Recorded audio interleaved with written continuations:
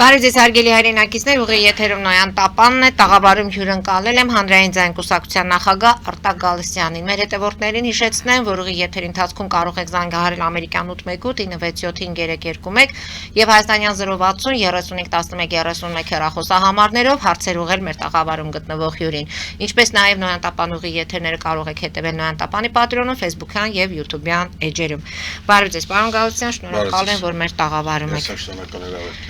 Պարոն Գալստյան, մի քանի հարց քննարկենք, հասկանանք ինչ է կատարվում։ Նախ ընտրություններ, նման ընտրություններ ձեր գիտակցական կյանքում այսպիսի տեսել եք։ Նույնիսկ 90-ականներին չի եղել։ Եվ խնդիրը ո՞րն է եղել, տարբերությունը ինչու՞մ է։ Հանրությունն է փոխվում, թե այն ուժերը, որոնք պետք է ներկայացնեն մեր պետությունը եւ մեր ապագան իրենց ձեռքերում պետք է լինի, ո՞րն է այստեղ խնդիրը։ Եկեք հələ ուժերին հանգիստ թողանք։ Բոլոր ընտրություններին եղել են տարբեր ուժեր, բայց ցենց ասեմ, եթե միջև այս բոլոր ընտրությունների ժամանակ ճակերտավոր ասած ընտրակեղծիքները տեղի են լինում ընտրական պրոցեսի ընթացքում, այս ընտրությունները ի սկզբանե արդեն կարելի ասել ոչ ազատ են, ոչ էլ արդար։ Նայեք, հիմնական ֆավորիտ թեկնածուներ Ռոբերտ Քոչարյան,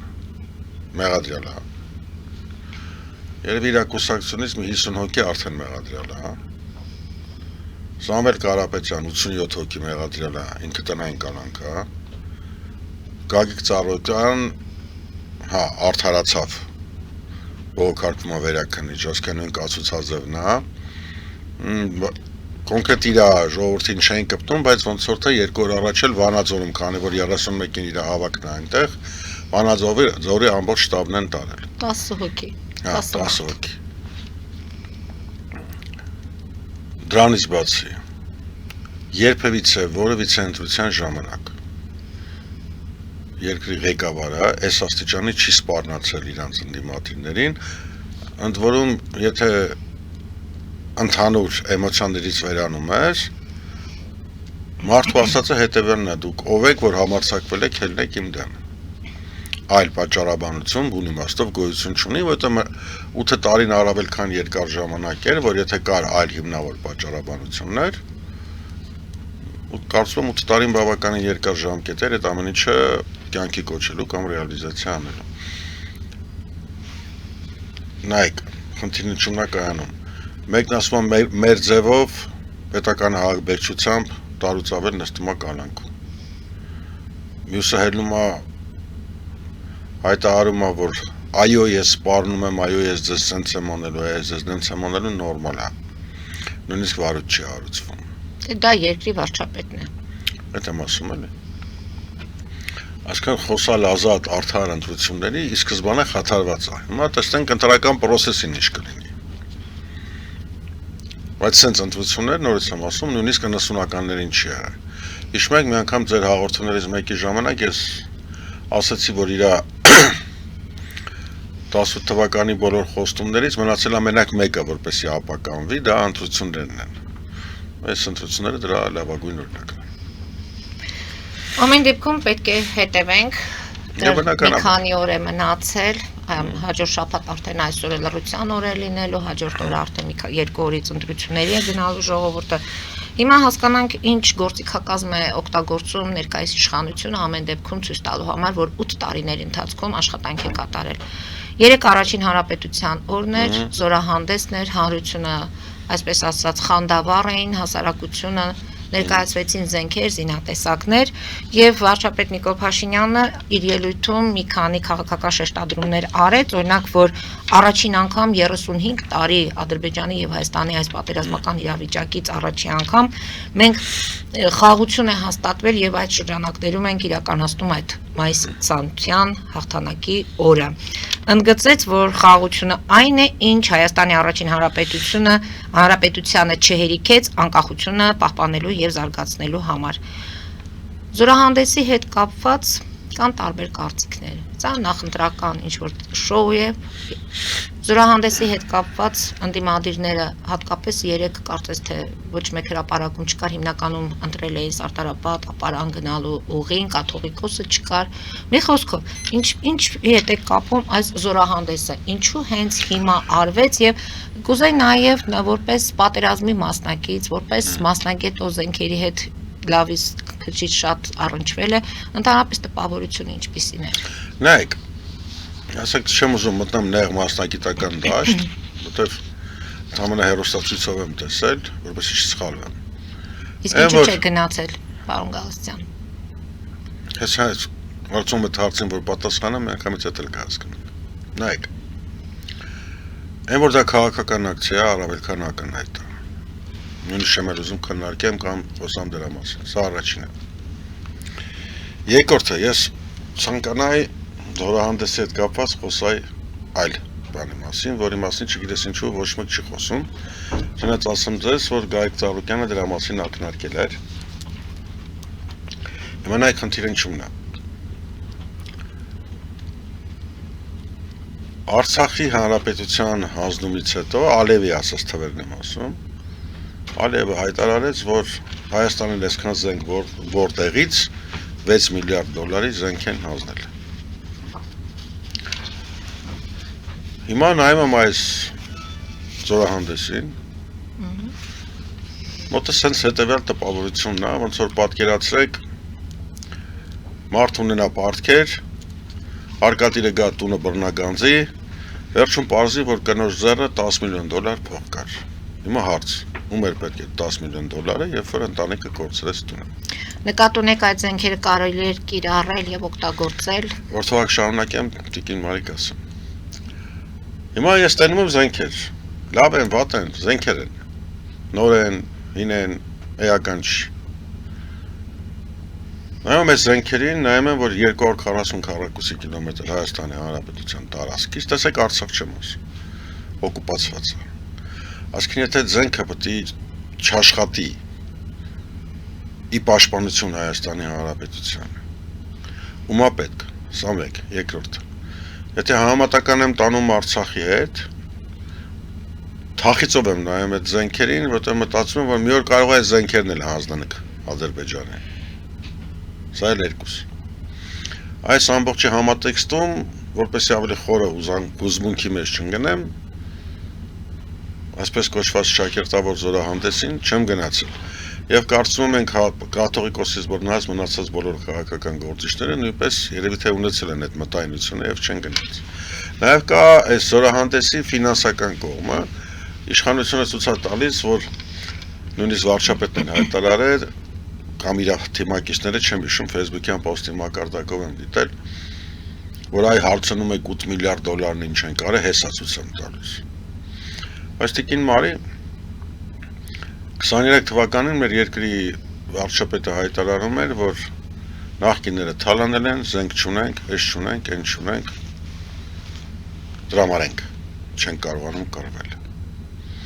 Ամբողջովին հաշտ եմ իր հետ, ճիշտ է ասում, եթե իրոք տենց է եղել։ Այսինքն նաև Սուրեն Պապիկյանը 3 հայտարարեց, որ այս զենքերը ձեռք են բերել 22 թվականից հետո, այսինքն 23, 24, 25 թվական 3 տարի։ Հիմա պարզ մաթեմատիկական հաշվար կա, բյուջեն էլ հրապարակված է։ Վերջի 3 տարվա մեջ պետական պարտքը ավելացել է մոտավորապես 3 միլիարդ դոլարով։ 18 թվականից մինչև այսօր ընդհանուր պետական պարտքը ավելացել է 10 միլիարդ դոլարով։ Հարց 7 միլիարդ ուր է։ Այսինքն նշ որ այս զենքը փակեց արտաքին պարտքը։ Էլի օդում կախված մնաց 7 միլիարդ։ Այսինքն ձեզ համար վստահելի չէ հայտարարությունները եւ Չէ, պարզ մաթեմատիկական հաշվարկ եմ անում։ Դու ինձ ասես ես 23 թվականին եմ այս զենքն առել, 8 միլիարդ դոլար եմ դրել վրան։ Ես ասում այ ժողովուրդ ջան 23 թվականից մինչև այսօր 3 միլիարդով ավելացա պետական պարտքը։ Այն 7 ուր է։ Իսկ ուր է։ Բաշխ ուր է։ Մենք ասեք ապարքեվավճարներ են բաժանել, իրենց Ես աշխատավարձերն են։ Ոչ արդյունավետ պետական ծախսեր, լավ sense մեղմ ասեմ։ Դպրոցներ են կառուցել, մանկապարտեզներ են կառուցել, ճանապարհներ են կառուցել։ Ուրեմն կառուցվել են ընդամենը 56 դպրոց։ Եկեք ճանապարհներից չխոսանք։ Ես չգիտեմ դուք մեքենա վարում եք թե չէ, բայց տրանսպորտով երթևեկում եք, հաշվեք երթևեկելու ժամանակ քանի անգամ եք փոստը գնում հայնում, ցնցվում, եթե մեր ավտոբուսի մեջ եք։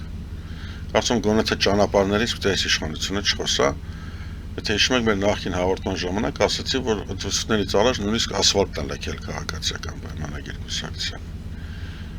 Ասենք կառուցել են 56 դպրոց, որից 27-ը գրեթե ավարտական վիճակի մեջ ընդունել են։ Բայց ոչ մեկ չի ասում, որ 56 դպրոց լավ ենթադրենք կառուցել ես, 270-ն էլ փակել ես։ Ուրիշ էլ ինչ են արել։ Դե փակելու հետ կապված բացատրությունները տրվում են, դա ընտրություններից հետո կտեսնենք արդեն ինչպիսի ծրագրեր իրենք կիրականացնեն։ Այսինքն ինչ բացատրություն տիտան, հանրայդ փաստա, որը ոչ միայն Հայաստանի Հանրապետությունն է, այլ աշխարհում մեկ։ Իսկ ցավոք սրտի Հայաստանի Հանրապետության գյուղերը, սահմանամերձ գյուղերը առավելևս, իրենք փոքր գյուղեր են, որ եթե գյուղում չկա դպրոց, գյուղը կյանքը մեռնում է, գյուղը սկսում է դատարկվել։ Նիկոլ Փաշինյանն ասում է, իմ երեխաներն էլ են ոտքով բավականին հեռու գնացել դպրոց է, այնպես որ Հա, այսինքն ինչ որ յանքը մանկական տենց տրավմաներ ա ունեցել, ուզում եմ որ բոլորն ունենան։ Իսկ ինչ է գտնում, եթե դպրոցը կառուցվում է, բայց այդ դպրոցը հաճախում է 10-12 աշակերտ, այդ դպրոցը պետք է լինի այդ գյուղում։ Այո։ 2-3 ուսուցիչ արդյունավետ է լինելու այդպես։ Դպրոցը ինչ կարող է, տեսեք, ուժեղ Հայաստանն էլ էր, Սամվել Կարապետյանն էլ էր խոսում դպրոցների։ Ես հասկացա ձեր հարցը, ձեզ sense ասեմ, մենք բոլորս եղել ենք մանուկ, հաճախել ենք դպրոց։ Հիմա ձեզ հարց, ինչ դեր են ունեցել մեր կյանքում, այն ձևավորման սկզբում դպրոցի ուսուցիչը, դասղիկը, ֆիզրուկը, ընդհանուր միջև դպրոցի պահակը։ Բայց երբ որ դպրոց հաճախում է 10-12 աշակերտ, այդ հաստիկները արդեն գրեթե չեն գործում, պարոն Գալստյան։ Լավ, sense ասեմ, մենք ստեղծել ենք իրավական համակարգ։ Երեխային ինչ որ դպրոցական ավտոբուսով տեղափոխել մեկ այլ գյուղ, որտեղ նա կնստի ոչ թե մենակ կլինի դասարանում, այլ 5, 6, 7 կամ 10-15 աշակերտներով։ Լավ, եկեք ձեզ sense ասեմ։ Հայաստանի Հանրապետությունում գործում է բավականին լուրջ իրավական համակարգ, ինչպես բոլոր պետություններում։ Դատախազներ, քննիչներ, ոստիկանություն։ Ընդհանուր ուժային կառույցի հետ բլոկի թվականակը, եթե չեմ սխալվում, մոտ 25-ից 30 հազար է։ Կոնկրետ թվեր չասեմ, վաղը պետական գաղտնիք հրապարակել եմ, չմեղադրել։ Հիմա թեորիապես եմ ձեզ ասում, հնարավոր է լինի այնպիսի իրավիճակ, որ Հայաստանի Հանրապետությունում այլևս հանցագործություններ չլինեն։ Թեորիապես։ Դժվար թե։ Թեորիապես դա հնարավոր, չեմ ասում պրակտիկորեն։ Փորձենք պատկերացնել։ Հիմա եթե ասենք եկել այն վիճակը, որ ասենք խոսքի լավ, ոչ թե լրի վերացել, այլ լավ ամիսը 3 հատ ալում կամ 5 հատ։ Հիմա ինչ, մենք պիտի ոստիկանական բաժանմունքները ամբողջ հանրապետություններում փակենք։ Բայց մենք տարբեր բաներ Հայաստանի Հանրապետության քաղաքացին մուծումահարկ էր։ Այդ որ ասում են մենք էսի արել ենք, իրանք ոչինչ չեն արել, այդ ամեն ինչը վերցրել են մեզանից, նպատակային X% ծախսել են, մնացածը Աստված գիտի որտեղ է։ Այդ որ իրանք ասում են մենք դպրոց ենք կառուցել, շատ նմանագիտեք, ինչին դուք վստահ եմ, որ երբևիցե ձեր կյանքում ձեր բնակարանը վերանորոգած կլինեք։ Հիմա պատկերացրեք իրավիճակ, որ ասենք դուք ձեր խոհանոցը որոշել եք կաֆելապատեք, վերանորոգեք, գահույք դնեք, կանչել եք ինձ որպես բանվոր, տվել եք դիցուկ $10,000, որ ես այդ ամեն ինչ անեմ։ Ես վերցնում ձեզանից $10,000, ընդամենը այս սեղանը երեսն եմ առնում, բերում տալիս, ու նայում եմ ձեզ, ասում եմ, ինչ ես ուզում, ես քո համար կուխնիայում վերանորոգել, կուխնիայից տալիշնից ամփոխել եմ։ Մոռանում եմ, որ փողը քոնն է, փողը ժողովրդինն է։ Հիմա հարց այսօրվա գործող իշխանությանը, իսկ դուք բացի պարկ ավելացնելուց, ինչ եք արել։ Կոնկրետ, ինչ եք արել։ Ինչն եք ավելացրել։ Զենք են արել եւ այդ զենքը 3 ցուցադրվեց։ Ես զենքի հետ կապված արդեն պատասխանեցի։ Ամեն դեպքում զորահանդեսը դուք համարում եք, որ ընդհանրապես չպետք է արվեր, թեկուզ մի փոքր ժողովրդին տեսեք ամեն մեկը չէ, որ այսպես մանրանում է, խորանում է, վերլուծում է։ Զորահանդեսը ինքը իրանից իր մեջ պարունակում է ընդունում եք, որ հաղթանակ ոգևորություն։ Հիմա ինձ պատասխանեք, եթե մեր գերիները գտնվում են Ադրբեջանի բանդերում, եթե Հայաստանի Հանրապետության 240 քառակուսի կիլոմետրը օկուպացված է, մենք ինչ խաղաղությունից ենք ընդհանրապես խոսում եւ ում են պետք է զենքերը, եթե կրկնում եմ մեր տարածքները դեռ օկուպացված են։ Հա, ճիշտ է, սրան իշխանությունը պատասխանում է, որ մենք այդ օկուպացված տարածքների հարցը պետք է լուծենք խաղաղ ճանապարհով։ Խաղաղ ճանապարհով սահմանազատման։ Ուրեմն ձեզ բերում են պատմական թվեր կապված Հայաստանի Հանրապետության հետ։ Հայ-վրացական սահմանը 240 կիլոմետր է, եթե ճիշտ եմ հիշում։ Սահմանազատման գործընթացը սկսել ենք 1994 թվականից։ Անցել է 32 տարի։ Այդ 240 կիլոմետրից սահմանազատված է 178 քառակուսի կիլոմետր։ Եվ 72 քառակուսի մետր պլյուս մինուսով։ Հատկապես այն դեպքում, երբ տարաձայնություններ չունենք եւ ամեն ինչ ավելի խաղաղ ու Հիմա եթե մենք գնում ենք նույն ժամանակագրությամբ, առավել եւս հաշվի առնելով, որ արկա են տարաձայնություններ, ուրեմն եթե խաղաղ ճանապարհով դի սահմանազատման լուծի, դա նշանակում է Ջերմուկից եւ Սեև լճի տարածքից ադրբեջանցիները դուրս գան մոտավորապես 170 տարի հետո։ Հիմա հարց Դուք երբևիցե տեսել եք մի հատ պետություն, որը 170 տարի կտիրապետի մի տարածքի հետո դից դուրս կգա։ Նորից եմ ասում, ումա պետք է զենքը, եթե մեր տունը գրաված է։ Այսինքն կարևորը ոչ թե զենք ունենալն է, այլ կարևոր այն հրամանը, երբ որ այդ զենքը կկրակի։ Այո։ Նորից եմ կրկնում, Արցախի Հանրապետությունում Ադրբեջանին հանձնել են 6 միլիարդ դոլարի յուղովերեն զենք, մի անգամ չկրակած։ Հիմա եթե խոսքը գնում է իշխանափոխությունը, այո, պետք է լինի իշխանափոխություն, որ այս զենքերը նույնպես չհանձնենք ադրբեջանցիներին։ Օրինակ ուժեղ Հայաստանի ներկայացուցիչները պնդում են, որ ռազմական շքերթը չի պաշտպանելու 300,000 ադրբեջանցիների վերադարձը Հայաստան։ Սերժ Սարգսյանը հայտարարեց, որ կապիտուլյանտ իշխանությունների ցինիկաբար են զորահանդես բեմադրում հազարավոր զոհերի տարածքների կորուստների պայմանում եւ սա անբարոյ քաղաքական հնարք է ընտրություններից առաջ քողարկելու պատերազմի աղետալի հետևանքները բանակի ներկայիս անմխիթար վիճակը։ Նո բանակի վիճակին, որ ասեմ այդ աստիճան խորացված գիտեմ, չեմ ուզենա որևիցե մեկնաբանություն անեմ, միակ բանակ կարող եմ ասել, որ բանակի ոգին այն որ բանակի ոգին ընկած է, դա կասեմ։ Բանակի ոգին ընկնում այն ժամանակ, երբ որ գործող իշխանությունը ու ղեկավարությունը քեզ ոչ թե ոգևորում է պայքարի, այլ չկրակես, առաջ են գալի բան չանես եւ։ Հասկան, այն որ բանակի ոգին ընկած է, դա միանշանակ է։ Երեք դուք տեսել եք այդ ոգու, այդ անկումը։ Իհարկե։ Քայլող տղաների կամ կանանց գունդը ինչպես էր։ Աշտերին նայեք։ Իրանք էլ չգիտեն խեն եք, ուրեն եք, ինչի համար եք։ Հիմա դուք ուզում եք ասեք, որ Վազգեն Սարգսյանի արած զորահանդեսի տղաների աշկերտի կրակն ու երեկվա Դե հասկանալի է, պատերազմ եք տեսել, պատերազմ եք տանուլ տվել, այն ժամանակ հաղթող եք։ Նա չեղա որ ոգին ընկած է։ Իսկ ինչ արվել այդ ոգին բարձրացնելու համար։ Հայկական արտադրության ԱԹՍ-ներ ունենք ներկայացրեցինք, արդյոք դա չի ոգևորում մեզ։ Որ մենք ԱԹՍ ունենք։ Ամեն դեպքում ունենք զենք, որը կարող ենք։ Լավ sense ասեմ ձեզ։ Մենք նույնիսկ վաղը կարող է պարզի ունենք ատոմային ռումբ, եթե չենք կիրառում, ինչի ունենք։ Նորից գալիս ենք նույն կետին, եթե չենք կիրառում։ Չենք կիրառում։ Եվ չենք կիրառելու։ Արցախի Հանրապետությունում ես չեմ ասում, մեր պետության ղեկավարության լավ բարեկամ Ալիևն է ասում, 6 միլիարդ դոլարի չկրակած զենք ենք հանձնել։ Լավ, զորահանդեսի հետ կապված քանի տարի կարել էր այդ զենքով պայքարել։ Զորահանդեսի հետ կապված տարաձայնությունները շատ են, ամեն դեպքում ժողովուրդը մարկար մասավոր ոգևորված էր, հատկապես պարոն Գալստյան, նրանք ժողովրդի հետ կապված համատեք նախկին զորահանդեսների ժամանակ եղած բնակչության քանակը, եկել էս մեկը։ Դե այդ կարծիքն էլ կա, որ Նիկոլ Փաշինյանը հազիվ է կարողացել ապահովել այդ շքերթի մասնակից 100,000 Դե այդպես են ասում։ Տիկին Մարի, շքերթը անցակացվել հրապարակում,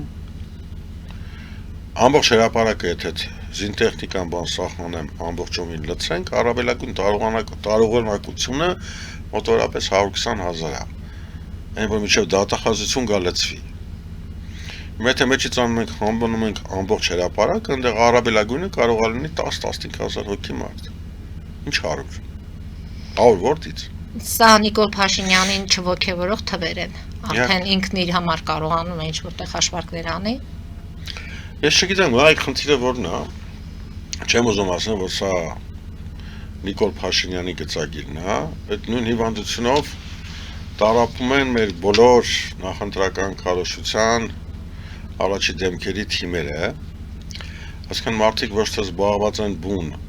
իրենց լիդերին առաջ տանելով, այլ ամեն ինչ անում են լիդերին խաբելու համար։ Մենակ երեք ինձ աշկովս ընկավ հրապարակումներ Աբովյան քաղաքից, երբ որ ասենք դիցուկ Նիկոլ Փաշինյանին մասացույց տալու համար Շիրակի մարզից, Վանաձորից, Աբարանից մարդիկ են բերել։ Նայում ես անկախ քեզանից ու մտածում ես լավ ասում ես։ Ես Նիկոլ Փաշինյանի թիմակիցների նպատակը որն է։ Խաբել իրանց լիդերին, որ տեսեք աբովյանցիները եկել են քո մոտ, բայց բուն իմաստով աբովյանցիները շիրակցիներ են։ Մեկ։ Եվ երկրորդ շատ վատ միտք է մոտս առաջանում, որ ի սկզբանե մտածում են մեր տոտալ կեղծիքների համակարգ, որպեսզի ապագայում կարողանան դա լեգիտիմացնեն, ստեղծում են տարբեր քաղաքներում մեծամասշտաբ հանրահավաքների ֆոն։ Կամ սա է, կամ սա է։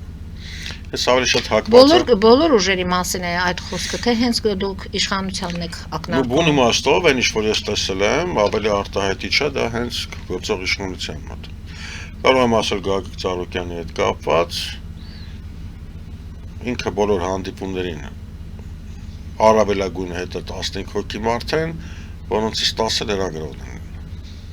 Մնացածը իր անվտանգության ծառայությունն է։ Ուզում եք ասել, պարոն Ծառուկյանը ոչինչ չի անում իր կողքին այդպես շքեղով։ Չէ, իր դիրքորոշումը։ Գալիս են նրանք, ովքեր իրականում ուզում են։ Իր դիրքորոշումը նույնիսկ գյուղական համայնքներ այցելելուց հստակ ասում է, գալիս եմ ձեր գյուղ, 10 հոգի եք, 10 հոգով եք, 20 հոգի եք, 20 հոգով եք, կողքի գյուղից մարդ չտենան։ Եկեք Ծառուկյան, Փաշինյան, այս հեռահար բանավեճին անդրադառնանք կարճատև գովազդային դադարից հետո պարոն Գալստյան ամփոփելով զորահանդեսը կայացավ, զենքերը ցուցադրվեցին, դրանց արդեն, ինչպես դուք եք ասում, դուք իրատես մարդ եք, եթե դրանք ժամանակին կկրակեն եւ ճիշտ կկրակեն, այն ժամանակ կհամարենք, որ մենք ունենք զենք եւ զինամթերք։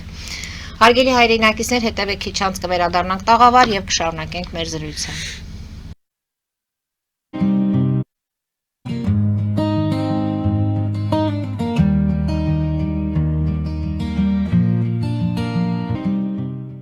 Ֆելիչե ժամանակակից ատամնաբուժական կլինիկա։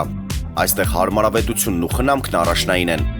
Այստեղ կիրառվում են ատամնաբուժական ամենաժամանակակից տեխնոլոգիաներ, ճշգրիտ ախտորոշում, արդյունավետ բուժում, նուրբ փորձառություն եւ անհատական մոտեցում։ Սկսած սովորական մանրուքներից մինչև առաջադեմ ընթացակարգեր, այստեղ դուք գտնվում եք բարձր որակավորում ունեցող եւ փորձառու ատամնաբուժական մասնագետների ձեռքերում։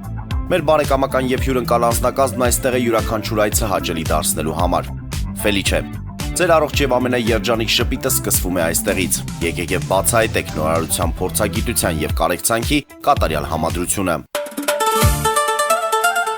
Երևան Փոստը Գրանադայի ուզում տեղեկացնում է։ Դրամական փոխանցումներ 1%-ով։ Օդանավով 1 փաունդը 2.99։ Նավով ուղարկեք 1 արկղ, երկրորդ արկղը անվճար։ Ավտոմեքենաների փոխադրում անհավատալի արժեքներով։ Ինչպես նաև կահույք եւ մեծ չափի բեռների փոխադրում։ Jackpot հագուստի խանութը երկրորդ մասնաճյուղն է բացել Գլենդելի սրտում, որտեղ կարող եք ձեռք բերել եվրոպական եւ ամերիկյան ընտիր հագուստեղեն, կոշկեղեն, աքսեսուարներ, պայուսակներ ամենահարմար արժեքներով։ Նաև կարող եք ցանկացած ապրանք պատվիրել եւ ձեռք բերել կարճ ժամանակում։ Jackpot-ի Գլենդելի հասցեն է 1135 North Pacific Avenue, հեռախոս 818 813 2252։ Jackpot հագուստի լավագույն կենտրոնը Գլենդելում։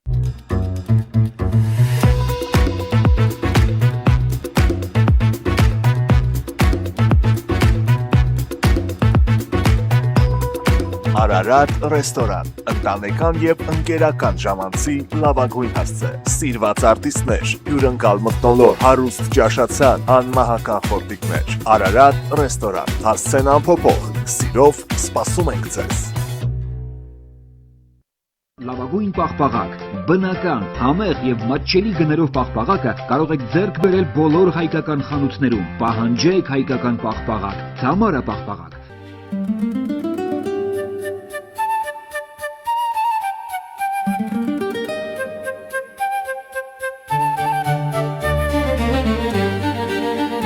Նոյան տապան տպարան,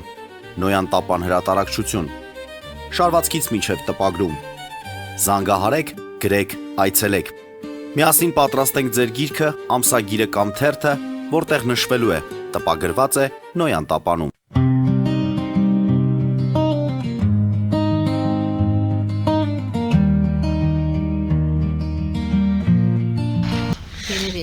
Հարգելի հայրենակիցներ, Նոյան տապանը կրկին եթերում է։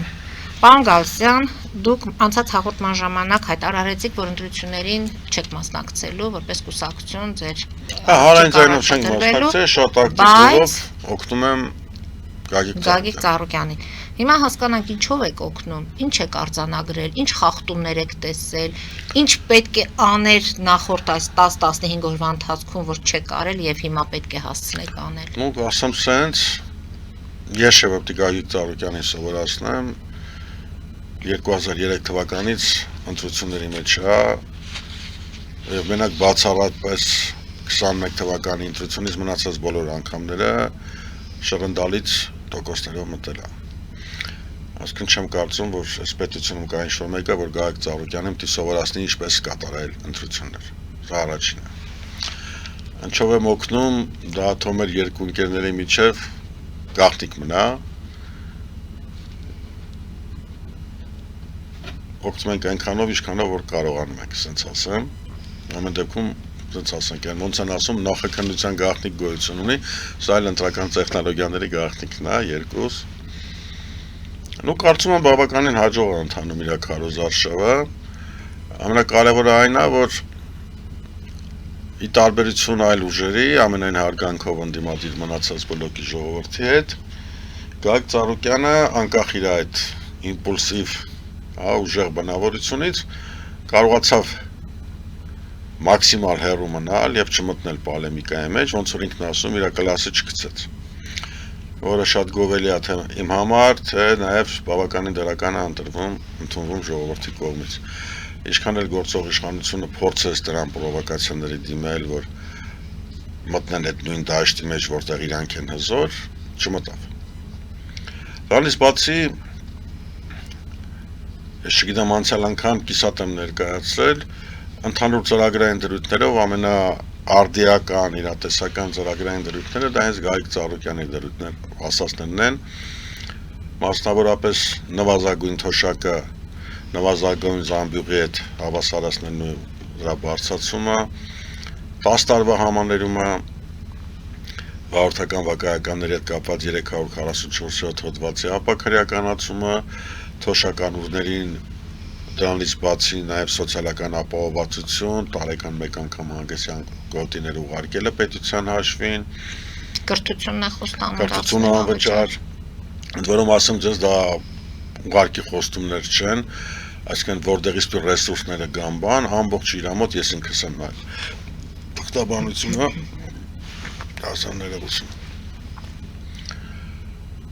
Ու ամենակարևորը ինքը ունի մեկ առավելություն։ Այդ հարցը չէ տալենտությունների ժամանակ ինչու ընտրել Գագիկ Ծառուկյանին։ Այդ հարցին ձել են շատ տալիս բազմաթիվ անգամ, ես այսքան որպեսի չխորանամ այդ թե համաներում կանի, էսի կանի, ինի կանի դու լավ կապրես, կարճ մի պատասխան կա։ Ի տարբերություն մնացած բոլոր տեխնացուների Գագիկ Ծառուկյանը հասանելի է։ Ում համար։ Ժողովրդի հասանելի է Արնջեցու, հասանելի է Աբովյանցու, այսքան սենց ասեմ։ Բայց լինում է նաև բողոքներ, որ անհասանելի է դառնում, գուցե հենց այդ թիմակիցներն են։ Ես սենց ասեմ, ասում աստու ճանապարհները անքննելի են, ես չգիտեմ ով ինչ ճանապարհով է գնում, որպեսզի հասնի։ Ամենայն դեպս ես ի տարբերություն ասենք դիցուկ, եթե քաղաքացին ուզենա տեսնի Ռոբերտ Քոչարյանին կամ Գագիկ Ծառուկյանին, Քավլիցի չեմ ուզում վատաբանել Ռոբերտ Քոչարյանին կամ այլ ընդդիմադիր տեխնացու էլի։ Բոլորի մեջ ամենահասանելին ինքն է։ Ինքը հասանելի է իր Հիսուսի արձանի շինարարության ժամանակ, ինքը հասանելի է իր Նոյան տապանի խոսում։ Վաղ հեսա բարով խերով Նոյան տապանը կսկսի մեր ընկերա կազմել, ասկին ինքը հասանելի է ամենտեղ։ Ինչ է դա նշանակում, երբ որ երկրի ղեկավարը հասանելի է քեզ, դա նշանակում է իր թիմն էլ է ձգված աշխատում։ Նիկոլ Փաշինյանն էլ է հասանելի։ Նիկոլ Փաշինյանը բացարձակապես հասանելի չի, ինքը հասանելի էր 18 թվականին, առաջի 6 ամիս։ Հիմա կարծում եք, որ ինքը անհասանելի է, առաջնորդ է։ Իհարկե։ Որտեղ եք տեսնում այդ անհասանելիությունը։ Իր ամբողջ կառավարման ընթացքում, վերջի 8 տարում։ Նկատի ունեք առաջի 6 ամիս։ Նկատի ունեք, որ եթե հասանելի լիներ այն թերությունները, որի մասին հիմա խոսում ենք քարոզարշավի ժամանակ, ավելի վաղ կարող էր իմանալ, շտկել։ Իհարկե։ Երբ որ ղեկավարը ամբողջ ինֆորմացիան ժողովրդի հետ կապված ստանում է իր օգնականներից, իսկ այդ օգնականները ամեն անգամ այդ տեղեկատվությունը երկրի վարչապետին կամ իրենց ղեկավարի տալուց ամեն մեկը մեջ դնում է իր միտքը, հոգին եւ իր համտանգությունը, ինչպես նաեւ իր PR-ը, արդյունքում ղեկավարը մեկուսանում է։ Եթե դու քո ամբողջ տեղեկատվությունը ստանում ես դիցուկ Հայաստանում կատարվող իրադարձություններից ընդհանրապես քո ուժային կառույցի ղեկավարներից, որոնք իրար փոր են թափում, ներքին կուլիսներով, բնականաբար ոչ մի բան էլ չես տիրապետում։ Հիմա հերահար բանավեճ ինչպես է բացատրում Ես չեմ կարծում, որ դա բանավեճ մի կողմը անընդհատ փորձում է Գագիկ Ծառուկյանին պրովոկացիանի, Գագիկ Ծառուկյանն էլ բաց տեքստով ասում է, գործարանն է վերցնելու, տունն է վերցնելու։ Դա եմ ասում, անընդհատ փորձում է պրովոկացիանի, այլ տունը, այլ երեխային կպնելով, այլ ընտանիքին կպնելով, այս անելով, այն անելով, մի քիչ դեմ եմ այդ բանին, որ փոխադարձ պոլեմիկա է, Գագիկ Ծառուկյանն էլ ընդհանրապես իր օլիմպիական հանդարտությամբ եւ հումորով փորձում է այդ կոպիտ ասած կոպիտ չասեմ այդ ճանճերը քշել այնքան որ չկպնի իրան։ Ինքը չուզում այդ դաշտը մտնի, բազմիցս էլ հայտարարել է դրա մասին։ Բայց այդ ճանճերը կարող են կպնել։ Մենք օրինակ տեսանք Սամվել Կարապետյանի պահով հեծի հետ կապված ինչ տեղի ունեցավ։ Որից եմ ասում, աստու ճանապարհները անկննել են մեկ, այն ինչ որ ասում եք հեծ, ես չեմ համարում, որ հեծը պետականացված է, հեծը այսօր զավթված է, վաղը կազատվի։ Բայց Արարատ ցեմենտն էլ կարող է զավթվել։ Ու Քավլիցի, Գագիկ Ծառուկյանը դրան շատ հետաքրքիր պատասխան տվեց, առավելևս տվեց իր որդու հետ կապված, երբ որ ասացին այդ ասում էր տղուտ են բերելու եւ այլն եւ այլն։ Ասում է թող գերիներին բերի, եթե կարողանում։ Հա, Գագիկ Ծառուկյանը ուղղակի ասաց, իմ տղային կարամ ես էլ բերեմ, բերող ես գնա գերիներիդ բեր։ Սկսենք դրանից։ Հիմա դրա շարունակությունը երկրորդ սերիան էլ կա, Գագիկ Ծառուկյանը ուղղակի ասաց, իմ որդին իմ կյանքում ամենաթանկ բանն է, բայց հայրենիքից թանկ չի, ինչպես նաև ունեցվածքս հայրենիքից թանկ չի։ Ես նորից եմ ասում, տարբերությունը այ կնչումն է կայանում 30 տարի այդ տղան Գագիկ Ծառուկյանի մասին է խոսքը 0-ից է սկսել, ոնց է սկսել, եթե ես եմ տեսել։ Միջավայրից մի անգամ ասել եմ, նորից եմ ասում, շատ նման ենք իրար։ Ինքն էլ է հետապնդվել, դատապարտվել կոմունիստական իշխանության ժամանակ, ես էլ ինքն էլ է հետապնդվել Սերժ Սարգսյանի ժամանակ, հիշում եք Բարգավաճ Հայաստան կուսակցությունից 640 հոգու կալանավորումը, ես նույնպես, ինքն էլ է հետապնդվել եւ նստել Նիկոլ Փաշինյանի ժամանակ, ինչպես նաեւ ես։ Դուք պատերազմի կուսակցություն եք։ Եթե այդքան նման է։ Չասելա պատերազմի կուսակցություն։ Նիկոլ Փաշինյանն ասում է երրագլուխ այդ մենք ունենք Հայաստանի Հանրապետությունում մեկ քաղաքական կուսակցություն, որի կառավարման ժամանակ 3 անգամ եղել է պատերազմ։ Հիմա այն ռուսերենად լավ խոսք ասում է, եկեք գտնենք երրորդ անգամից։ Մի անգամից, հա, այդ որ կուսակցությունն է, որի իշխանության ժամանակ 3 պատերազմ ա։ Դուք թալանել եք։ Գագիկ Ծառուկյանը թալանել է։ Իշխանությունը ասում է, ձեր թալանածը ետ են բերելու այդ օլիգարխներ։ Երբ։ Հիմա ես որպես քաղաքացի եմ ասում։ Երբ։ Երբ որ Գագիկ Ծառուկյանը նստած էր ազգային անվտանգության ծառայության պատվալում, ընդ որում ինչպես սպասվեց հետագայում, ես չեմ ասում, Հայաստանի Հանրապետության դատարաններն են ասում, ապօրինի։ Եվ արդարացվեց։ Լավ։ 8 տարին ես այլ վերադառնալու եմ սահմանազատմանը։ Եթե դու երկրի վարչապետ ես, դու գիտես, որ դիցուկ Ռոբերտ Քոչարյանը, Գագիկ Ծառուկյանը, Սամվել Կարապետյանը թալանչի են։ Դու 8 տարի չես կարող այդ թալանը հետ վերցնես։ Դու ինձ ոնց ես համոզելու, որ պիտի սահմանազատում անես։ Ոնց որ թե հիշում եք, չէ՞ Գագիկ Ծառուկյանի կալանավորումը, ազգային ժողով, դատախազի խիստ ելույթ, ԿՊԱ-ական պատգամավորների աղաղակող սրտաճմլիկ եւ արդարացում։ Հո Մոսկվայի կամ Բելարուսիայի դատարանը չարդարացրեց Գագիկ Ծառուկյանը։ Հայաստանի Հանրապետության հակակառուցության դատարանը, որը ստեղծվել է Նիկոլ Փաշինյանի կողմից։ Հիմա ես նորից եմ հարցնում, ինչ հաթարան է Գագիկ Ծառուկյանը։ Դուք եք Լուկաշենկոին համարում ձեր բարեկամը։ Ես Լուկաշենկոյին կյանքում չեմ տեսել եւ բնավորություն չունեմ մարդուն, որին չեմ ճանաչում, համարեմ իմ բարեկամը։ Բայց կուզենամ խոսամ այդ թեմայով։ Ամբողջովին ամենևին հաշ չլինելով Լուկաշենկոյի հայտարարության հետ, բայց ես իրավաբան եմ, ինչպես գիտեք, եւ իմ համար օրենքի միատեսակ կամ վերաբերմունքի միատեսակ կիրառումը, ինչպես անմեղության կանխավարկածը, բավականին իմպերատիվ բնույթակրում։ Հիմա նայեք, ինչ ասել Լուկաշենկոն, ասել է, հա, շնորհավորել է Ադրբեջանին տարածքային ամբողջականությունը վերականգնելու համար, մեկ էլ ասել է Հայաստանը մեզանից ուր պիտի փախնի։ Շատ վատ է, եւ առաջինը։ Վատ է ասել։ Այո, շատ վատ է։ Ոչ թե վատ է, այլ ասելու ձևը այդ ներկայացնելու եւ վատ է ասել, վատ է ներկայացրել, բայց մի ամբողջ ժողովրդի մասին է խոսքը։ մի ամբողջ ժողովրդի մասին։ Բարի հաշտեմ, ինչ ասում եք, ճիշտ եք ասում։ Բայց եթե մենք այդ ազգն ենք, որ նեղանում ենք Լուկաշենկոյից, այդ դեպքում մենք ինչու չենք նեղանում հարևան մեկ այլ երկրի նախագահից կամ այդ երկրից, որը իմ երկրի, Հայաստանի Հանրապետության երկրի վարչապետին ասում է հարբեցող ծաղրացու, որը որ հայտարարում է, որ Հայաստանը գոյություն չունեցել, մենք քոչվոր ցեղեր ենք, որ Երևանը Երևան է, Սևանը Գյոչեա։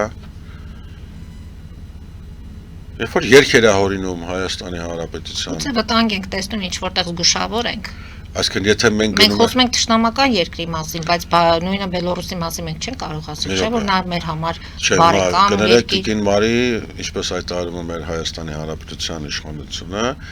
մենք խաղաղության դարաշրջանում ենք։ Իրանք մեզ բենզին ծորեն են տալի ու գարի,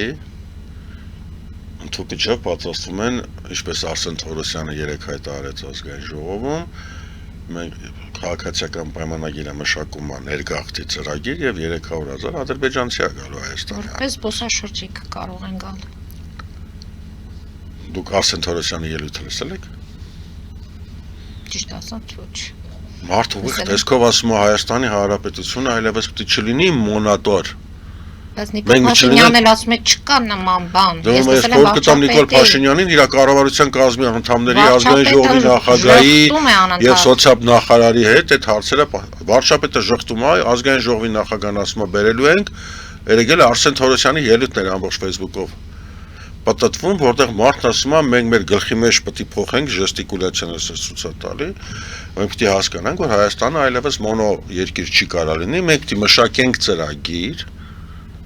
ներգաղթ կազմակերպելու Հայաստանը այլևս մենակ հայրով պետք է չլինի։ Իսկ այդ ներգաղթի մեջ ովքեր պետք է լինեն, ժողովուրդների մասին է խոսքը։ Ես չեմ կարծում, որ Ավստրալիայից կամ Նոր Զելանդիայից մեր մոտ ներգաղթ անեն։ Գուցե մեր հայրենակիցները պետք է գան այդ ներգաղթը կազմակերպել։ Եթե մեր հայրենակիցները գալիս են նախ տիկին Մարի, դուք ոնց որ քաղաքացիական պայմանագրի հետ վերջերս շատ եք շփվել։ Նորից եմ կրկնում, մարդը ասում է հետեւյալը Հայաստանում այլևս միայն հայեր պետք է չապրեն, կետ առաջին։ Մենք պետք է կազմակերպենք ներգաղթ։ Հիմա եթե միայն հայեր պետք է չապրեն, ու իրանք պետք է կազմակերպեն ներգաղթ, որպեսզի որ միայն հայեր չապրեն, մենք ո՞նց կարանք ասենք, որ սա վերաբերելի է Սփյուռքին։ Սփյուռքը որ եկավ էլի հայեր են չել։ Ամեն դեպքում ժամանակը ցույց կտա եւ այդ 300,000 հայ ադրբեջանցիների վերադարձի հետ կապված Որ ես ասեմ, ես դա բացառում եմ,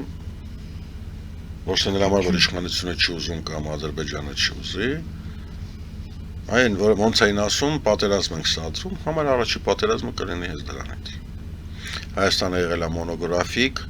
կարողացել է պաշտպանել իր պետականությունը, լեզուն, կրոնը, հավատմանքը, արժեհամակարգի գոնեն 8 տարվա մեջ նույնիսկ կարողացանք պահպանել, մենակ մի բանի շնորհիվ, որ մենք մոնո մեր ազգը մոնոյա, մոտ 90% հայեր են։ Այդեպ ինչքան էլ վարչապետը դա հերքում է, եկեք ընդամենը մի հատ փոքր ցիտատ անեմ մեր երկրի վարչապետից, ընդամենը 4 օր առաջ գյուղերից մեկում իր նախընտրական քարոզարշավից, երբ որ ինքը հայտարարում էր, որ այնպես չի, որ այս պետության մեջ այս տարածքում հայերը ունեցել են պետություն, ստե 1000 տարի պետություն չի եղել, եղել է տարբեր պետությունների եւ այնպես չի, որ այստեղ միշտ հայերն են մեծամասնություն եղել են տարբեր ազգեր, այս վերջի 30 տարին է, որ մենակ հայեր են ապրում եւ դա սխալ է։ Այսինքն ես այլ պարագայում ավելի շուտ հակված եմ հավատալ Ալեն Սիմոնյանի եւ Արսեն Թորոսյանի խոսքերին, քան թե վարչապետի։ Եվ Գագիկ Ծառուկյանի հետ կապված փորձենք հասկանալ Անդրանիկ Թևանյանի կալանավորումը։ Նիկո Փաշինյանը ես մինչև այդ մտածում եի, որ Հայաստանի Հանրապետության ամենաաբսուրդ քաղաքական գործը դա է, իմ եւ իմ ընտանիքի հետ կապված, բայց ասում է ճշմարտությունը բացահայտվում է համատության մեջ։ Առանց խորանալու գործի մանրամասներին, մեկ էլ վաղը պետական գաղտնիք կամ մեզ չմեղադրեն, իրականությունը հետևյալն է, Անդրանիկ Թևանյանին մեղադրվում է, որ 24 թվականին ազգային ժողովից ինչ-որ փաստաթղթեր թարգմանել է ռուսերեն, ուղարկել է Ռուսաստան, խոսքը վերաբերվում է ազգային ժողովի փակ նիստին։ Ռելիզը, որ գնաց մեղադրվում էր պետական գաղտնիքի մասին, դատական նիստի ժամանակ նախաքննական մարմինը պետական գաղտնիք հրապարակելուց հրաժարվեց։ Խոսքը գնում է ինչ-որ այլ տեղեկության մասին։ Բայց ինչն է հետաքրքիր, որ Անդրանիկ Թևանյանը, այդ գոնե ես որպես Երևան քաղաքի հավաքանի, ճիշտ այդ ժամանակ եղել եմ ազատազրկման վայրում, որոնց Անդրանիկ Թևանյանը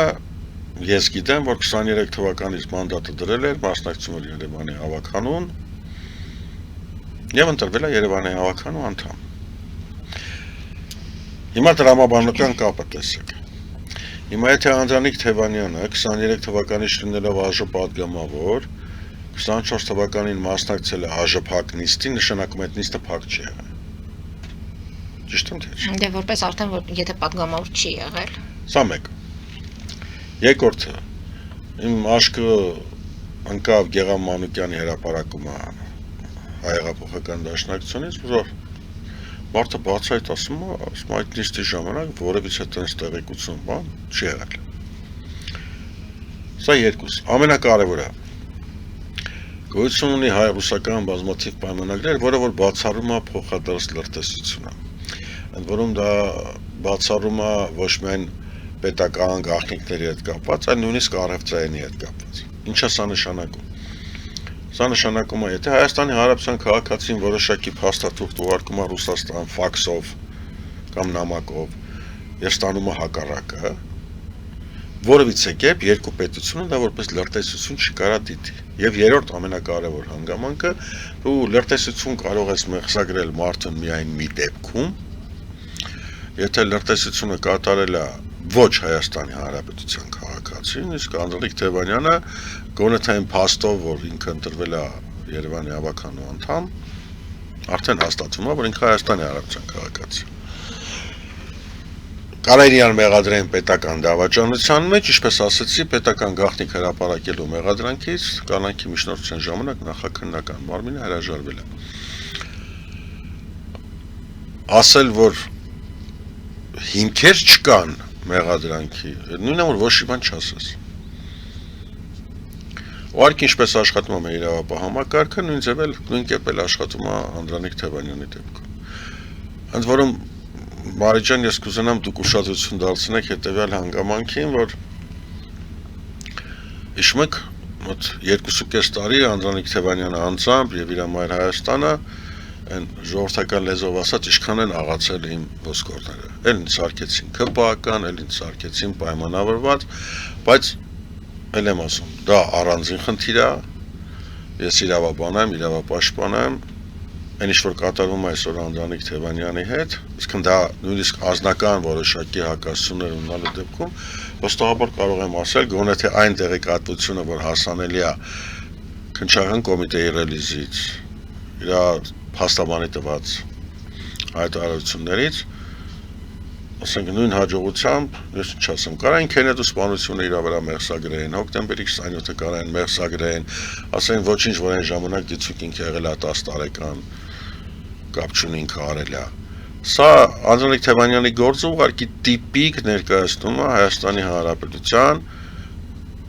իրավական համակարգի անմխիթար վիճակը։ Գործ են կարում, ինչպես դուք եք կարծում։ Ախր չէ, գործ կարելուց գոնե ինչ-որ մի հատ հիմք կար։ Արարևոտ իշով մի բան պետք է լինի, դա սկսես զարգացնել, բայց ուղղակի նստել հորինել։ Ասենք ինձ դենց հետաքրքիր է, եթե այդ օրը Վանաձորի հրապարակից Նիկոլ Փաշինյանը խոսքի չարտահայտեր պետական դավաճանություն բառը, այլ ասեր խոսքի Անդրանիկ Թևանյանը դավաճանել է Հայաստանի Հանրապետության տիեզերական զորքերին, որը որ գոյություն չունի։ Ինչ մեր քննչական մարմինները Անդրանիկ Թևանյանին մեղադրանք էին առաջադրելու տիեզերական զորքերի գաղտնիքները տալու համար, անկախ այն հանգամանքից, որ մենք տիեզերական զորքեր չունենք։ Պարոն Գալստյան, այսինքն ինչ է նշանակում իշխանությունը ինչ մեխանիզմներ է օգտագործում, տեսեք, դուք ասում եք նման եք Գագիկ Ծառուկյանի հետ, բայց դուք առույցներ չունեք, վանդակներ չունեք։ Ես ընդհանրապես շունել չեմ պահում։ Հիմա Նիկոլ Ես Փաշինյանը նկատում եմ ճակատագրի հարվածների տեսանկյունից ենք նման։ Բայց բնականաբար Գագիկ Ծառուկյանն ունի իր նախասիրությունները, Արտակ Գալստյանը ունի իր նախասիրությունները։ Եվ այդ նախասիրությունների շրջանակներում կարծես իշխանությունները նրան ինչ որտեղ ասում է, որ ամեն դեպքում անազատության մեջ կլինես։ Նկատի ունեմ Նիկոլ Փաշինյանը այս քարոզարշավը ավելի շատ օգտագործում է ոչ թե իր ծրագրային դրույթները մեկնաբանելու կամ ներկայացնելու, այլ ընդհակառակը նրանց ում որ տեսնում է իրեն հակառակորդի եւ մրցակից։ Ինչերո ձեր հարցին երեք պատասխանել է ապարանում հենց Գագիկ Ծառուկյանը, նմանատիպ մի հատ հաս տվեց լրագրողը, ինչ պատասխանեց Բարգավաճ Հայաստան կուսակցության առաջնորդը։ Զարմացած մեծ հետաքրքիր զարմանալու տեսք ունի, չէ՞, մեր Գագիկ Ծառուկյանը։ Մարդը ուղիղ տեսքով ասեց, ես ընդհանրապես մի բան չեմ հասկանում։ Ես եկել եմ ասում ինձ մանդատ տվեք։ Երկիրը շենացնեմ, թոշակի չացնեմ, էսի անեմ։ Մարդը եկել ասում ինձ մանդատ տվեք, սրան բռնեմ, սրան ունե զրկեմ։ Ընդ որում այո, Եղվարդու մուրճը նորից ցույց տվեց Նիկոլ Փաշինյանը։ Այս ձեր ցավը տանեմ։ 8 տարի քեզ տվել են։ Քո իշխանության օրոք արդարացվել է Ռոբերտ Քոչարյանը, որը եւս մանդատ է ուզում մեր արժանապատվությունը վերականգնելու։ Քո իշխանության օրոք արդարացվել է Գագիկ Ծառուկյանը։ Այդ երրագլուխների մասին եմ խոսում։ Հո Բելարուսում չի արդարացել Գագիկ Ծառուկյանը։ Ռոբերտ Քոչարյանը Ռուսաստանում արդարաց։ Այդ դեպքում ինչպես եք բացատրում վարչապետի պահվածքը եւ այդ ռետորաբանությունը։ Դրա պատասխանն էլ տվեք Գագիկ Ծառուկյանը։ Այդ մարդը ասել ուրիշ բան չունի։ Ինչ ասի։ Ինչ արել։ Ես ու դու Մարի ջան Հայաստանի Հանրապետության քաղաքացիներ ենք, ինչ արել։ Ես գիտեմ ինձ ինչ արել։ Ապոյնի ձերբակայել է, հետապնդել է ընտանիքից, փորձել է ունե զրկի, չի ստացվել։ Ընդ որում կարծես թե այդ կուլակաթափության մասին շատ է խոսում հենց Նիկոլ Փաշինյանը նորից այդ պողպատի Սկսիրա շրջապատից։ Ես խորհուրդ կտամ երկրի վարչապետին, եթե ինքը իրոք ունի այդ սկզբունքը, վերցնում է հայտարարագրերը, կանչում է իր քաղաքացիական պայմանագրի որոշակի անդամների։ Ես վերջերս Աշկովս ընկավ Լիլիթ Մակունցի մասին հրապարակումը, որ կապիտալը արդեն դրամներով միլիարդն անցնում է, ու հարց տա, սա քեզ որտեղից։ Հարցը տալուց առաջ թող բոլոր քաղաքացիական պայմանագիր կուսակցության այդ արագ հարստացած մարդկանց, տեսեք ես բամբասանքների հետևից չեմ ընկնում։ Ցույց տա վարչապետ Նիկոլ Փաշինյանի հայտարարագիր, այսպես դնի, ասի ես վարչապետն եմ։ Դիցուկ ստանում եմ 800,000 դրամ։ Դու իմ նախարարն ես, դիցուկ ստանում ես 600,000 դրամ։ Սա իմ հայտարարագիրը, սա քոնը։ Այն ապօրինի բռնագանձման գույքի մասին օրենքը, եթե ինքը երկու այդքան ազնիվ է, իրոք կուլ։ Դե սկսի իր շրջապատից։ Որ մեզ ես վստահաբար կարամ ասեմ, ուսումնասիրեք հայտարարագրերը, ամենաանմխիթար վիճակում Նիկոլ Փաշինյանն է։ Գոնե հայտարարագրերի մակարդակով։ Չեմ ասում, մենք բամբասանքների մեջ չմտնեմ, թե Կանադայում էսի ունի, ես նորից եմ ասում, համար հետաքրքիր չի իշխանությունա, թե ընդդիմությունա, կա փաստ կխոսամ, փաստ չկա, չեմ խոսամ։ Փաստ այսօր հայտարարագիրն է։ Վերցնում ես Նիկոլ Փաշինյանի հայտարարագիրը, վերցնում ես Մակունցի հայտարարագիրը։ Դնում ես իրար կողք, հարց ես տալիս։ Ամենաբարձրաստիճան պաշտոնյանը, ամենալայն հնարավորություններ ունեցող, ամենաբարձր աշխատավար ստացող։ Ոնց ալնում որ Մակունցի հայտարարագիրը 10 անգամ գերազանցում է Նիկոլ Փաշինյանին։ Okay, այդ էլ ընդունեցինք, հաշտենք դրա հետ։ Այդ դեպքում ինչու այս կուլակաթափությունը չի սկսվում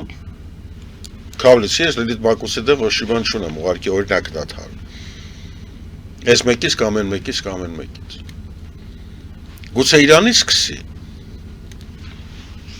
Նոր գահասնի Գագիկ Ծառուկյանին։ Ասենք ով չգիտի Գագիկ Ծառուկյանին։ Գագիկ Ծառուկյանը ինչ է, վերջ 8 տարում է ստացել։ Գագիկ Ծառուկյանը չի խոսում վարչապետի թեկնածուի մասին։ Դուք շատ մոտ եք այդ։ Նայեք, ես նորից ես կպատասխանեմ որպես իրավաբան։ Գոյություն ունի ընտրական օրենսգիրք։ Այս ամեր Նա ու պարզապես ունի իր մտքում այն մարդը, ով պետք է։ Չեք թողում ավարտեմ, տիկին մայր։ Գոյություն ունի ընտրական օրենսգիրք։ Ընտրական օրենսգիրքում կա կետ։ Հիմա թիվը համարը չեմ հիշի։ Որտեղ գրված է հստակ, որ ցանկացած կուսակցության ընտրական ցուցակի առաջի համարը կուսակցության հաղթանակի դեպքում 50+1 ձեն հավաքյալու դեպքում ավտոմատ կապով դառնում է երկրի վարչապետ։ Այդ մասին մենք գիտենք։ Հիմա կա այս նորմա, կա Բարգավաճ Հայաստանի ցուցակ, եւ կա կա ցուցակը ղեկավար առաջի համար Գագիկ Ծառուկյան։ Հիմա այդ հարցը որ անընդհատ իրան տալիս են, ես նորից եմ ասում Գագիկ Ծառուկյանը մոտ այս վերջինս շատ յուրատուկ օլիմպիական հումոր է առաջացել։ Ինքն էլ տենց է պատասխանում։ Ես զարմանում եմ բնակչության վրա, լրագրողների վրա ինչու են այդ հարցը անընդհատ իրան տալի։ Ուրիշ անուն ազգանուն են ուզում լսել, պարոն Գալստյան։ Ինչ են ուզում լսել։ Ես էլ եմ ուզում հիմա լսել։ Ես մի անգամ նախորդ հանդիպման ժամանակ պատասխանել եմ, նորից եմ պատասխանում։ Այսինքն չի փոխվել։ Ակնհայտ է, որ 3 ընդդիմադիր ուժեր, եթե ոչ այս փուլում պարլամենտ մտնելուց հետո միանշանակ համագործակցելու են իրար հետ իշխանափոխություն անելու համար։ Ակնհայտ է։ Սամվել Կարապետյան, Ռոբերտ Քոչարյան, Գագիկ Ծառուկյան, հիմնական 3 ֆավորիտների մասին։ Ակնհայտ է, ասում մարդ չկա, որ սրա մասին կասկածի, ոչ իշխանությունը, ոչ ընդդիմադիրը։ Գալիս է երկրորդը, որ միջազգային պրակտիկա է։ Այս 3-ից ով առաջի տեղը կգրավի ընդդիմության մեջ, ոչ թե ընդհանուր։ Բնականաբար այս երկուսը միավորվելու են այս մեկի շուրջ։ Հիմա այս 3-ից որ մեկը կգրավի առաջի տեղը, սա որոշում է ժողովուրդը։ Այն որ այս 3-ով միանշանակ ավելի շատ են լինելու, քան քաղաքացիական պայմանագիրը, գոնե իմ համար նույնպես միանշանակ է։ Հիմա այսքան այս 3-ից ով կլինի վարչապետ, որ ուժը կներկայացնի վարչապետի թեկնածու, որոշելու Հայաստանի Հանրապետության ժողովուրդը։ Ասենք Գագիկ Ծառուկյանը կհավաքի ամենաշատ ձայները։ Տրամաբանորեն են երկուսը կմիանան Գագիկ Ծառուկյանը։ Սամվել Կարապետյանը կլինի, կմիանան Սամվել Կարապետյանը։ Երրորդ տարբերակը չեմ ուզում քննարկել։ Եվ քանի որ մեր հաղորդումը մոտենում է ավարտին, մենք սկսել ենք ընտրություններով եւ մի քանի օր է մնացել, ունեք ամեն դեպքում կանխատեսումներ, ինչպիսին է լինելու։ Այսինքն ասում։ Ով շանսեր ունի, ով չունի։ Եվ մենք չենք խոսում պարոն Գալստյան, ավելի նոր ուժերի մասին։ Նայեք, նոր ուժերը ամենայն հարգանքով իրենց նկատմամբ։ Այս ընտրությունները այդ ընտրությունները չէր, որ նոր ուժեր հայտնվեին։ Ինչու՞մ է խնդիրը։ Որտեղ այսօրվա դրությամբ որոշում է ոչ թե Հայաստանի Հանրապետության իշխանության հարցը, այլ Հայաստանի Հանրապետության լինելիության հարցը,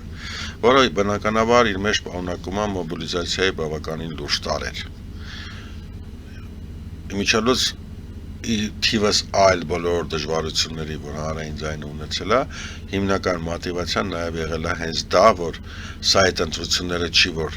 մտնես, քեզ ցույց տաս, ձեն հավաքես, հետո գնաս, Հայաստանի Հանրապետությունը այդ վիճակի մեջ չի։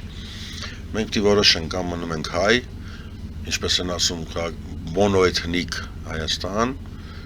մեր կրոնով, մեր եկեղեցիով եւ մնացած ամեն ինչով, կամ վեր ենք ածվում մի հատ խաժամուժի ու շատ արագ մի տարվա մեջ պետականություն են կորցնում, չեմ ուզում այդ վատ սցենարը նորից ասեմ, մի անգամ ձեր մոտ ասել եմ։ Դա համար փոքր ուժերի նույնիսկ չեմ էլ ուզում քննարկել։ Ես կարծում եմ, որ ամեն ուժ ինքը գիտի ինքը շեմը հաղթահարում է թե չէ, այդ հարցին ինքը իրան պետք է տար եւ ամսի 28-ին այդ հարցին լուծումը պետք է տված լիներ, որ գոնե թե ազգային ազատագրական պայքարին լավ sense ասեմ, չխոչընդոտեն։ Բայց դա ինչպես ասում են, մարդը կանխատեսում է, Աստված որոշում է։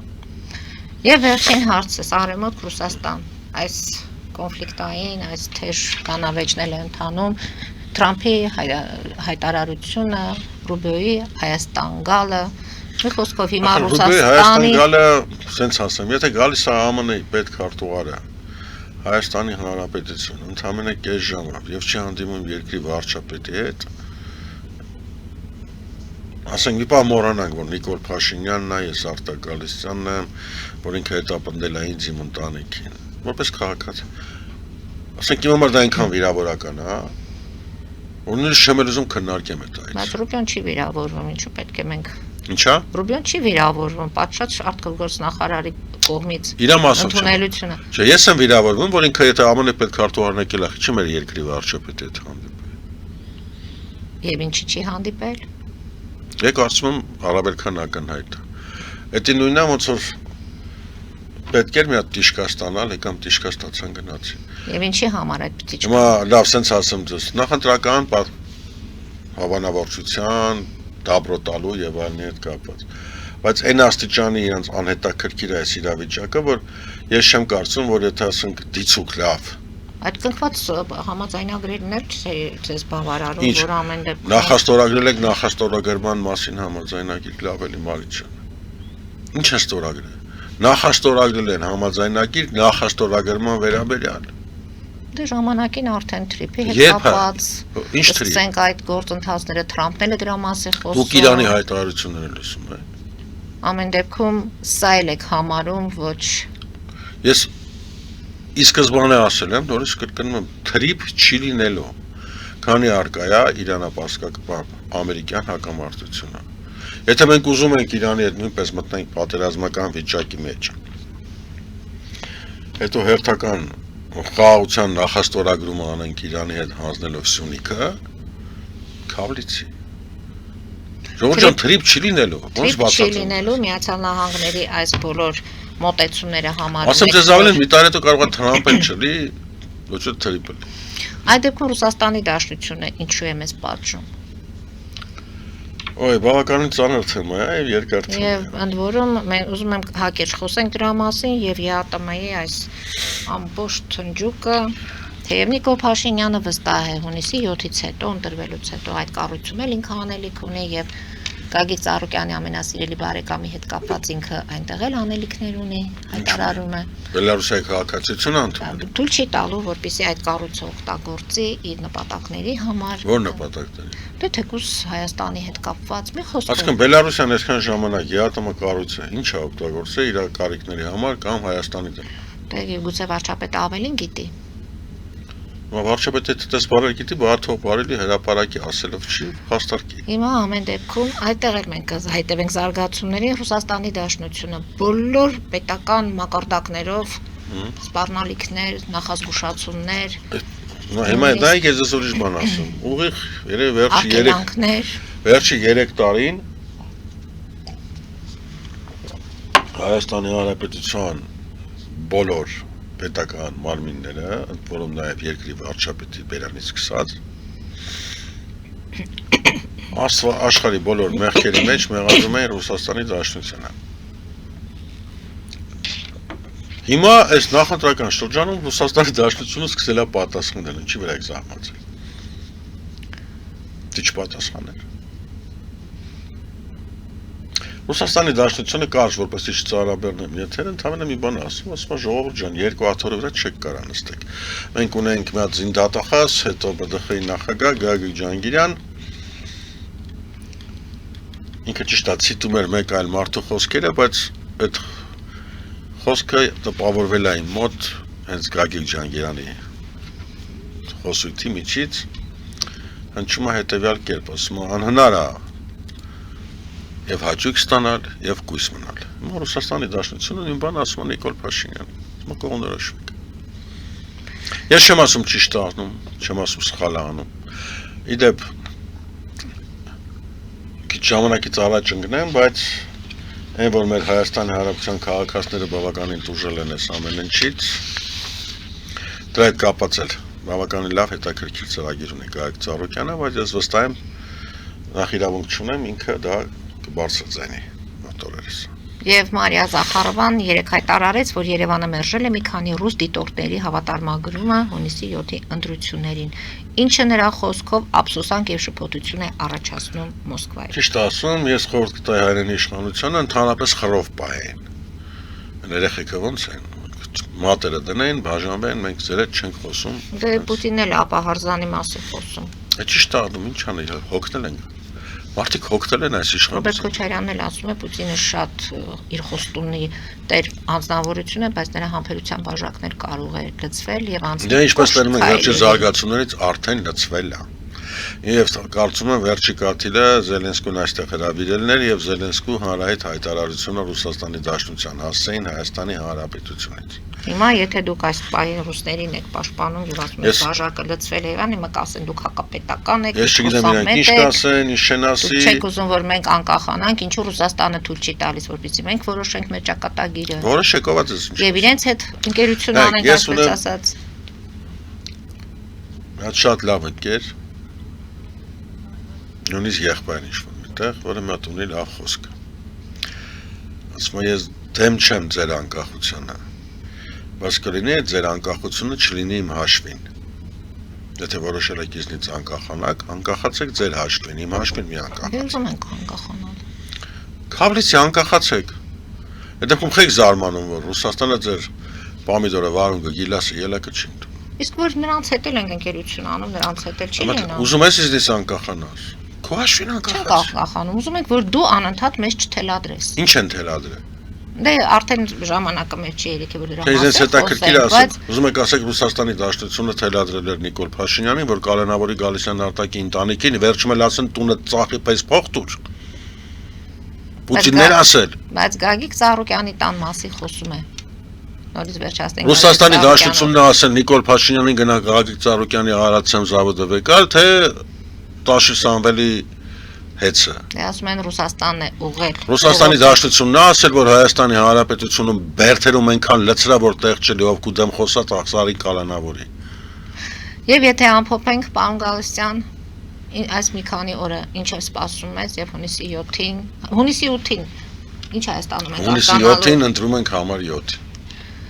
Ձեր կոչն է, Եվ հունիսի 8-ին նորից լինում է հունիսի 7։ Իսկ քաղաքացիական պայմանագրի շանսերը ինչպես լինեն։ Ամեն դեպքում այս կողմն էլ է ասում հաղթել ենք, այս կողմն էլ է ասում, երկու կողմն էլ ասում են բնական նորմալ ընտրական բան է, եթե ամեն ինչ արդար գնա ընտրությունները, կարծում եմ հուսով աստղը կբացվի Հայաստանի Հանրապետության վրա։ Շնորհակալություն այսօրվա հաղորդման համար, կարծում եմ մենք ընտրություններից հետո առիթ կունենանք հանդիպելու եւ այս ժամանակ խոսենք արդեն արդյունքների մասին։ Հարգելի հայրենակիցներ, այսօր այսքանով ավարտում ենք, հետևեք զարգացումներին, մնացեք խաղաղությամբ։